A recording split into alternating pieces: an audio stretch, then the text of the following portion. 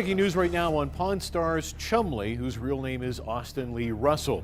Austin Russell, better known as Chumlee, is in jail tonight. Trisha, Ricky, we pulled the records and take a look. 19 drug charges and 1 weapons charge. Rick Harrison has finally said it out loud, and what he revealed broke the silence and the fans. The pawn shop is crumbling. His own mom took him to court, and now the truth about Chumlee is dragging everything down with it.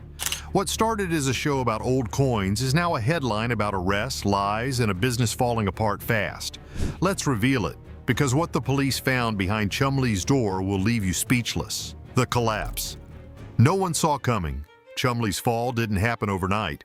It was a slow wreck. First, it was the fight in the street. Some guy bleeding, Chumlee running. Then cops showed up years later, knocked on his door, and what they found inside, not great. Stuff he shouldn't have had, things no one wants to be caught with. And the weapons? 12 of them, 8 with no paperwork. That's not just a bad day. That's something you can't explain away with a goofy smile. But the worst part wasn't the raid. Rick tried to keep it quiet. He kept the cameras rolling, made jokes, kept the focus on rusty coins and old swords. But the storm kept building. Viewers started asking questions. Why isn't Chumlee around? What happened to the funny guy with the bad haircut? I don't see Chumlee doing that. I think that might be somebody out trying. Then the court papers showed up and everything spilled. At the same time, Rick's own world was crumbling. His mother took him to court. Not just a fight over dinner, a full-on legal battle. She said he tricked her, stole her share of the business, claimed he made her sign things while she was still recovering from a coma. That's not a little problem. That's a giant mess. The pawn shop wasn't making the money it used to. Tourists stopped coming. The world changed. Pandemic hit, and the shop, once pulling in more than $1 million each year, now barely making a dent. Rick was juggling lawsuits, lost cash, and a show that felt more fake every episode. The show was never the same after the old man passed. He was the Rock. Tough, sharp, always calling it like it is. When he died, everything started sliding. Corey wanted to be the boss. Rick held tight.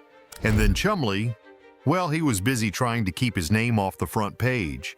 And just when it seemed like it couldn't get worse, Rick found out about his mom's lawsuit in the news. No call, no heads up, just headlines. She even got a restraining order to stop him from touching the money she says is hers. This woman was over 80, sick, and stuck with bills over $100,000 each month.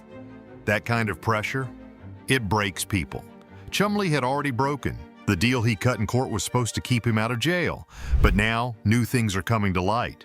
Was this graded at one time? Or? No, I've never had it graded. You mind if I pull this out of the plastic? Bigger things. And Rick, he just confirmed it. The life sentence, no dancing around it, no soft words. Rick wasn't the only one crashing. Corey had his own mess. From prime time to police reports. Corey had his own train wreck. That guy made headlines for tossing bar stools and peeing in public, got kicked out of a bar after days of drinking, then wrecked a rented motorhome, didn't pay for the damage. The man who owned it said it looked like a tornado hit it. $30,000 in damage, 10 bookings canceled, filed a police report, another mess. Even the experts they brought on the show started falling apart. One got caught hitting his girlfriend outside a restaurant, another messed up a signature so bad it became a joke, and then one faked sports stuff got caught and took the whole show down a notch. The show, once fun and real, now felt like a circus. Viewers noticed items were picked out ahead of time, prices looked staged, the laughs, forced, the drama, too clean. Even Rick didn't seem into it anymore. He was buying property, looking for exits. Pawn Plaza, his big idea, was supposed to bring crowds. It flopped. Shops closed, food was too pricey. The whole thing looked like an empty promise. Fans stopped caring. And then Olivia Black got fired for pictures from her past. Fans were mad. Hypocrisy all over the place. Reality shows feed on drama, but when it came to standing by their people, they vanished. One man even said his stolen coin collection got sold to the shop, and when he found out, the coins were already melted down. Gone. He said the store should have known. They said they didn't. Either way, it was just another ugly headline. The whole thing feels like a long fall off a tall ladder. From treasure hunters to courtroom regulars, What used to be a fun show about weird stuff and old history became a never-ending disaster reel. And now, with Rick confirming Chumlee's life sentence, the last piece has dropped. This isn't a comeback story. It's the kind of thing people whisper about years later, saying, "Remember that guy from the pawn show?" Meanwhile, the numbers started crashing. Viewers tuned out, ratings fell, social media dragged them. Fans asked if it was all fake. Setups, scripts, faked fines, cast members pretending, jokes that didn't land, deals that looked too clean. One episode showed a man bringing in a rare guitar, but fans spotted the same guitar on a collector's website months before. Comments blew up. Another time, a seller brought a sword from a war nobody could place. The expert said it was real. A day later, a historian called it a fake. Then came the other experts. Johnny with the toy knowledge caught in a street brawl. John with the pen skills mislabeling famous names. Drew the sports guy giving the green light on fakes. Each scandal made fans wonder what else got past as truth. It's pretty old. Looks pretty nice. Pawn Stars was not what it once was. The air was different. Every new season felt like a repeat. Same faces, same forced laughs, same kind of items. Only now, they came with legal baggage. Rick kept pushing forward, but not in the shop. He had other plans: real estate, side hustles, anything but coins and comics. Inside the store, workers said business had changed. Less walk-ins, more staged scenes, rare items magically showing up on camera days after filming stopped. One former staff member said everything was listed before the deal even aired. And all this while, Chumlee waited on his final fate. The streets he once joked about, the friends he partied with, now gone. No fanfare, no special goodbye, just a line in court and a nod from Rick. Long before the cameras, this family took some hard hits. The true cost of a family business. Back in the late 1960s, the Harrisons were hit hard. Little Sherry had a medical condition she was born with. It wasn't something they could fix, and it sure wasn't something insurance was ready to handle. Her parents, they were crushed. Her dad, the one they called the old man on the show, did something big just to try and keep up with the medical bills. He signed back up for the military. Not because he wanted to wear the uniform again, but because that uniform came with a paycheck and some health coverage. He had already done time in the service, but this was different. This was survival.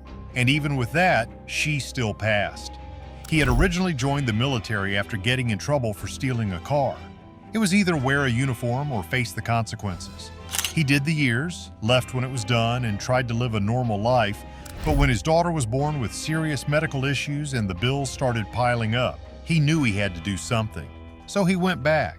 Not because he missed the drills or the discipline, but because that uniform was a ticket to pay off hospital visits and treatments that didn't come cheap.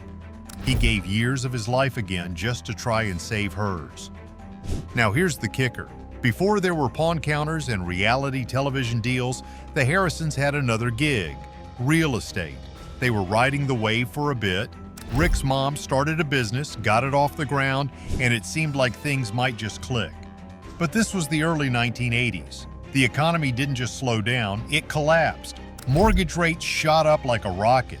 Try 18%. Let that sink in. They lost money fast, and by the time they saw what was happening, they had almost nothing left. Just a few $1,000s. That's when they rolled the dice and moved to Las Vegas. It wasn't a small crash. It was one of those times where the housing market went quiet. Not slow, not steady, dead, no one buying, no one borrowing. Rick remembered overhearing his parents talk about it all the time. Interest rates that sounded more like highway robbery. Bills that didn't stop coming in. It got bad enough that the family business couldn't keep going. They had to pull the plug. With barely $5,000 in hand, they packed up and headed west. Not because they wanted to gamble, but because they had to start something new, anywhere that wasn't where they were. Rick, he wasn't coasting through childhood either. When he was around 8 years old, things got real scary. No warning, no signs. The world just flipped for him one day. Floor, ceiling, all mixed up. He had seizures, and not the kind you just walk off. These were serious, knock you down and keep you there type seizures. Sometimes he couldn't even walk after. Not for days, not for weeks. That meant no sports, no hanging out, just books. tons of books, and that reading time, that shaped him more than anything else. The seizures didn't just knock him down, they pulled him away from everything a kid might want to do. He missed out on bike rides, games, and even simple stuff like walking down the street. Some days, getting out of bed was impossible. His muscles would lock up or ache so badly he couldn't even take a step.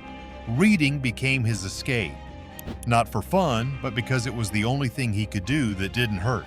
He borrowed book after book from the local library and got lost in stories and facts. That was his new world. Then there's the old man, Richard Harrison. He was the guy with the no-nonsense face and the grumpy charm that made the show pop. But in the year 2018, that face faded for good. He died after living with a disease that messes with your body in the worst ways. Parkinson's, slow, quiet, cruel. When he passed, people who watched the show every week felt it like they lost someone they knew. Rick called him a hero. Others shared memories. Fans, co-workers, everyone.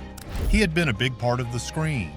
Not just because he knew his stuff, but because he brought a kind of honesty that stood out. That voice, that stare, that sharp reply when someone tried to sell junk. All gone.